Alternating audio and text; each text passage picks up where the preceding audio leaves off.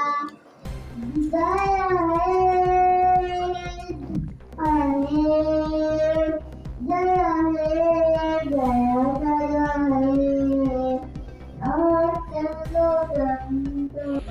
স্বাধীনতা দিৱস সমগ্ৰ ভাৰতবৰ্ষত স্বাধীনতা দিৱসৰ বাবে বিপুল উল্লাস। সেয়েহে আজি হৰ ঘৰ তিৰংগা উদ্দেশ্যে লৈ তিনিচুকীয়া জিলাৰ লেখাপানী থানাৰ অন্তৰ্গত ৩ মাইলত ৩ মাইল যুৱ সংঘৰ সৌজন্যত ৭৮তম স্বাধীনতা দিৱস পালন। যুৱ সংঘৰ সভাপতি দেৱজিৎ দত্তদেৱে পতাকা উত্তোলন কৰি কাৰ্যসূচীৰ শুভাৰম্ভ কৰে। এই কাৰ্যসূচীত বাৰে বৰণীয়া নৃত্যৰ লগতে বিভিন্ন খেল ধেমালি আয়োজন কৰা হয়। লগতে এই কাৰ্যসূচীত মুখ্য বক্তাৰ ৰূপত উপস্থিত থাকে সকলোতকৈ পুৰণি লংটং LP স্কুলৰ প্ৰাক্তন প্ৰধান শিক্ষক গিৰীন গোহাঁই। জাগুনৰ পৰা সাগৰ ভট্টৰায়ৰ ৰিপৰ্ট, গোৰ্খা টুডে 24x7।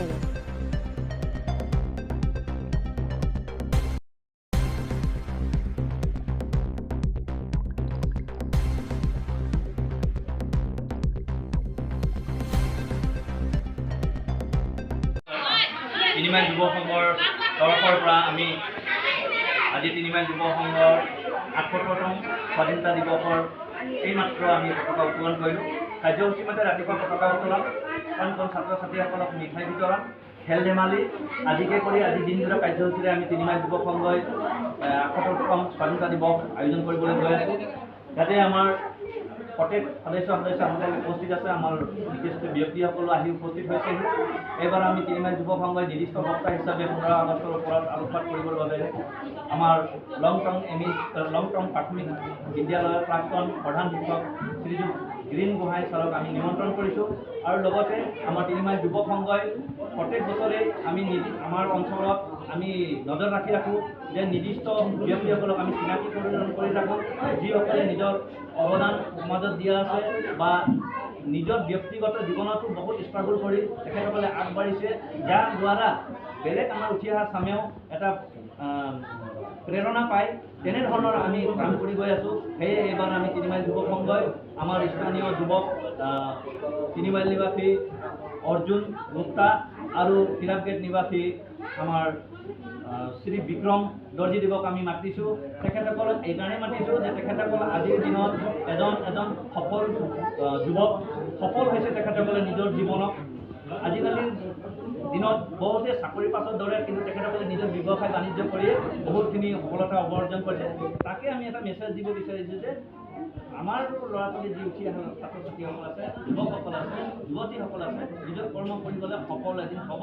তাকে আমি এটা মেছেজ দিব বিচাৰিছোঁ। তেনেধৰণে আমি প্ৰত্যেক বছৰে একোজন ব্যক্তিক আমি মাতি আনোঁ আৰু তেনেদৰে আমি আমাৰ নিজৰ দিনজোৰা কাৰ্যসূচী আমি আয়োজন কৰি গৈ আছোঁ।